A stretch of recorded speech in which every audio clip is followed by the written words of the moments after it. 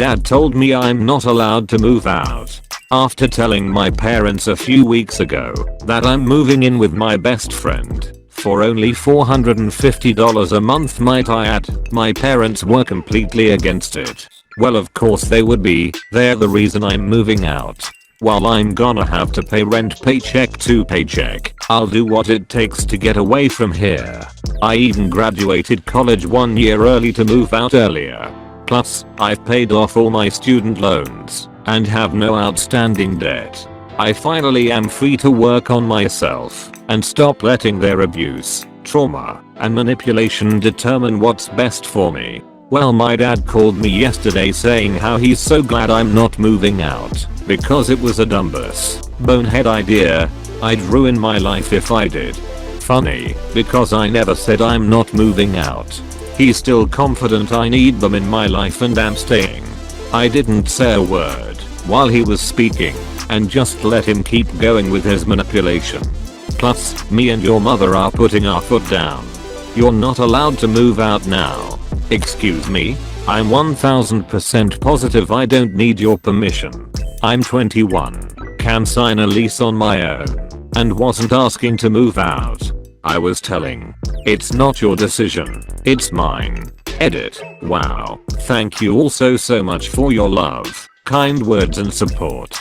I did not expect this post to blow up like it did, but I appreciate every single bit of advice. I've read every comment, and I definitely feel much more reassured that I'm not just some crazy, young 21-year-old moving out too early. You're all amazing, incredible people. Thank you for sharing your stories. I will definitely keep you posted. My unemployed mother, 51, wants me, 16, to quit my job because it's too stressful taking me to work. I will still have to pay rent to her. Tonight my unemployed mother told me that she would like me to quit my job because it's making her sick with stress, and she feels like it's too much to drive me the 8 minutes to work in my car with the petrol that I pay for. I do not have the license in my country that would allow me to drive by myself, and quite frankly my mother is faster than me on many occasions. I asked to go for lessons that I would pay for to be able to go for my license, but I wasn't allowed to be. See, it was inconvenient to her. However, it seems it is convenient to constantly being up how dependent I'm on her for needing to be driven. At the moment she is trying to start her own business, and so she has decided she works on Saturdays, which is when I work. I now have to quit my $20 an hour job, above minimum wage at a workplace I love, so that she can prioritize her work. I'm certain this comes from the fact that I make more than her as a part-time worker and full-time student.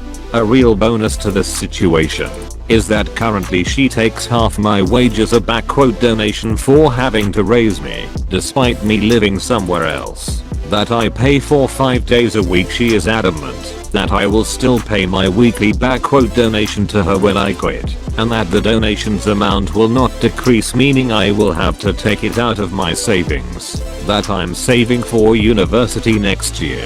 I will not be able to go to university next year without this small amount of savings. However, I know she will kick me out if I don't quit my job. I have nowhere else to go. I only hope she resolves her tantrum by my next shift.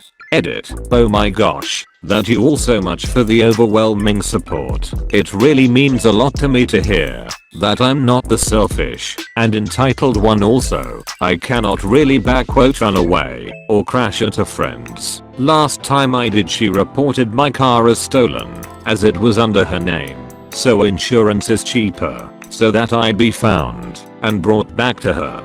Also, a lot of people brought up emancipation or legal action once I move out. Is this an option for me? She's taken large sums of money at once, $700 all at once in 2019, withheld my medication, antidepressants, refused to take me to hospitals when I was sick, pneumonia, psychotic break. She legitimately thinks she can talk to Jesus, taken my belongings that I've paid for, taught me how to vomit at age 10 as a means of weight control, and gives me sedatives, Ativan/lorazepam, Xanax, when I get upset, since I was 13, but no physical abuse, so I don't know if I have grounds. Edit 2. An 8-minute drive at 110 km/h actually takes me over 1.5 hours to walk in below freezing, -5°C weather. That time my sister took me camping. I grew up in a household with an ARC dad and a borderline mom who often left us for long periods of time to do God knows what. When I was 12 I learned that I had a half sister who was 17 and living in another town a few hours away. She had problems in her house too, although mainly economical problems, not actual neglect caused by ill will. We wrote letters to each other, and in one letter I shared with her my fear of the long summer holiday. Being stuck in the house without even school to escape to was hell. She made a promise to come and save me if it got too bad. Just let me know, and I'll find a way to help, she wrote. A few days after I had posted my letter, where I told her about how my mother had stopped providing meals, and my dad was emotionally and sometimes physically abusive, she showed up on our doorstep. She told my dad that I was going to spend the summer holiday with her family, and since my dad hated kids, myself included, he happily agreed, no questions asked. We took the night train north. I was so excited. She didn't take me home with her, she took me camping. We spent the entire summer hiking amazingly beautiful trails, usually tenting but sometimes renting a small cabin for the night. It was the happiest summer of my life. I suddenly had a sister who cared and enjoyed spending time with me. She could fish and trap birds, and cook, and showed me how to read maps and the names of the constellations in the night sky. When the summer ended I was transformed. I wasn't shy or confidence deprived anymore. I was a strong and resilient kid with an entirely new outlook on things. I reported my parents for lacking parenting skills, and I was placed with a foster family. Neither of them made a fuss to keep me, so it was easily done. I often think about that summer that changed my life so profoundly. I don't know if it was that I gained a sister or that she showed me that I can survive and thrive even on the roughest, unmarked trails. It wasn't until years later that I learned the real story behind that summer.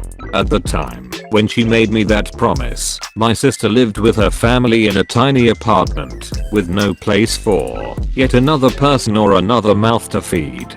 In fact, she had been told to get out herself as soon as possible to make room for her siblings, and she was now waiting the day when she could move into her student apartment. I was amazed to hear that not only was our wonderful summer an emergency solution, her way to keep her promise, and also give me an unforgettable summer, but she did it so well that I never once realized that we were there because we had nowhere else to go. Today I turned 30. My sister is still my best friend, and this summer we plan to hit the trails again. I found myself and my 8-year-old daughter in the same scenario as when my mom damaged me as a 10-year-old, and I chose to be better. This is kind of a pat on the back and kind of just a vent to acknowledge one of the many ways my mom screwed me up. I appreciate in advance anyone who reads this post. When I was 10ish, my mom and I were stuck waiting at a train in her car. I caught a glimpse of myself in the rearview mirror and for whatever reason thought, hey, I'm kind of pretty. I feel shame even typing that sentence out today, thanks to my mom. I had recently seen something on TV about celebrity lips, and I was thinking about whether or not I had pretty lips, and decided my lips were kinda pretty. Again, shame. I made the mistake of asking my mom if she thought my lips were pretty. She hit the roof. Stuck in that vehicle with her and no escape, she scolded me and shamed me until I felt like a tiny ugly piece of garbage. Something to the effect of, were you just staring at yourself in the mirror? Do you know what that is called? Silty pigeon? Vanity. Vain people stare at themselves in the mirror. Vain people think that they are pretty. People that think they are pretty on the outside are ugly and hideous on the inside. People who are pretty on the surface are ugly deep down. And if you're ugly on the inside, you might as well be ugly on the outside too. This was the first time I remember her saying something to that effect to me, but nowhere near the last, and it really stuck with me like a pox. To this day I cannot compliment myself in any way without feeling ashamed, like I'm a bad person for even thinking something positive about myself. Not my looks, my artwork, not anything. I also do not accept compliments well. I deny and downplay. I'm trying to work on that because it really pushes off my husband.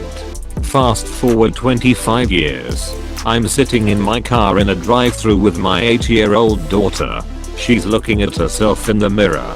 She turns to me and asks, "Mom, do you think my eyes are pretty?" I think my eyes are pretty. Her eyes are gorgeous. She has beautiful hazel eyes. The memories of what my mom lecturing me came flooding back, and I instantly teared up. I asked my daughter to turn and look at me so I could see her eyes.